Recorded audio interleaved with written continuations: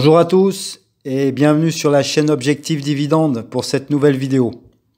J'ai remarqué qu'il y avait une fausse croyance commune chez certains investisseurs. Cette idée fausse qu'il faut faire compliqué pour trouver de bonnes idées d'investissement. Comme si des compagnies qui sont devenues des noms bien connus des investisseurs ne pouvaient pas continuer à bien se porter sur le long terme. Car la raison principale pour laquelle une compagnie devient un nom connu de tous est que c'est une compagnie exceptionnelle. Et il devrait être évident pour n'importe quel investisseur que des compagnies exceptionnelles constituent d'excellents investissements à long terme. Car elles récompensent leurs actionnaires en leur versant des dividendes en hausse, année après année.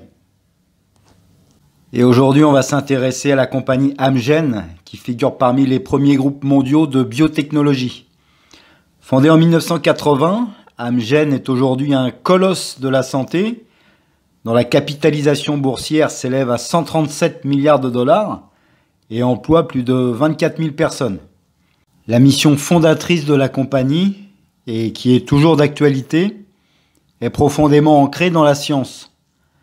Transformer les nouvelles idées et découvertes en médicaments pour traiter les maladies graves et apporter un soulagement à de nombreux patients. Amgen qui propose des médicaments destinés entre autres au traitement de l'insuffisance rénale et l'anémie, en passant par les maladies osseuses ou bien même les maladies cardiovasculaires, est présente dans une centaine de pays, mais dont la majorité des ventes a lieu aux États-Unis.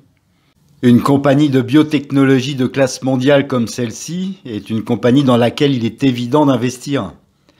Car le monde devenant plus grand, plus vieux et plus riche, eh bien la demande de soins de santé et de médicaments de qualité va forcément augmenter. Et quand on observe l'évolution du cours de l'action, je pense que c'était déjà une évidence d'investir dans la compagnie il y a 10 ans.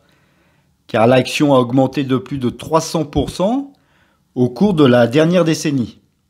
Concernant les actionnaires de la compagnie, on retrouve le Vanguard Group avec plus de 44 millions d'actions et le fonds BlackRock avec plus de 13 millions d'actions. Historiquement, les compagnies pharmaceutiques comme Pfizer et Merck figuraient sur la liste des investisseurs long terme qui souhaitaient encaisser des dividendes. Mais la compagnie de biotechnologie Amgen semble encore plus attrayante, car la compagnie poursuit sa croissance, avec notamment une augmentation de 12% du bénéfice par action en 2020.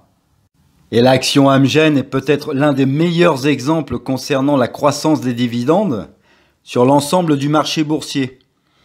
Car après avoir versé seulement 0,47 $ par trimestre en 2013, la compagnie distribue 1,76 $ par action en 2021.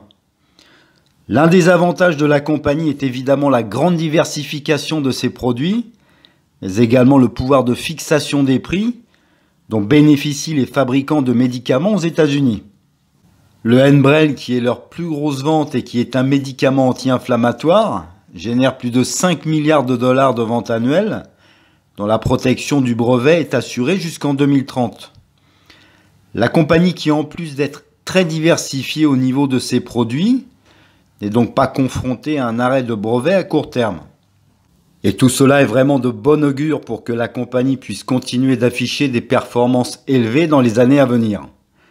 Cela signifie également des futures augmentations des bénéfices, mais également des dividendes en hausse pour les actionnaires. Le portefeuille en croissance d'Amgen, combiné à un contrôle des coûts, a permis de financer le lancement d'une demi-douzaine de produits ces dernières années, ce qui a généré une belle croissance du dividende. La compagnie vend actuellement plus de 20 médicaments différents, dont chacun représente environ 5% du chiffre d'affaires total, à l'exception du Enbrel. On investit donc dans une compagnie qui a une grande diversité dans sa gamme de médicaments. Avec sa taille et son portefeuille actuel, la compagnie est donc une machine à cash qui peut non seulement se permettre de payer son dividende, mais qui est aussi capable d'acquérir de nouveaux médicaments porteurs de revenus. Amgen a fait passer ses revenus de 15,582 milliards de dollars en 2011 à 25,424 milliards de dollars en 2020, soit un taux de croissance annuel de 5,59%. Dans le même temps, le bénéfice par action est passé de 4,04 $ à 12,31 $ sur cette période. Et là, c'est vraiment fantastique. En ce qui concerne le bilan, la compagnie dispose d'une position financière solide. Le ratio dette à long terme sur capitaux propres est de 3,50. Alors effectivement, ce chiffre est assez élevé, mais il l'est en raison de la faiblesse des fonds propres et non d'une dette importante. Et le ratio de couverture des intérêts de plus de 7 nous révèle la vérité, à savoir que la dette ne pose aucun problème. La rentabilité, quant à elle, est extrêmement solide. Au cours des 5 dernières années, la compagnie a enregistré une marge nette annuelle moyenne de 28,15% et un rendement annuel des capitaux propres de 42,89%. Voilà les raisons pour lesquelles j'aime la compagnie Amgen. On a un PER à 14,60 et une capitalisation boursière de 137 milliards de dollars. Le rendement actuel du dividende est de 2,95%. Le taux de croissance de celui-ci sur 5 ans est de 13,42%. Et avec un taux de distribution à 43%, il est largement couvert par les bénéfices. Le dividende est en hausse depuis 9 ans. Il est actuellement de 1,76 $ par action et il est trimestriel. Donc pour résumer, ce n'est pas parce que le marché est surévalué actuellement et qu'il est susceptible d'offrir des rendements dérisoires dans les années à venir que vous ne pouvez pas faire travailler votre argent de manière sûre et prudente.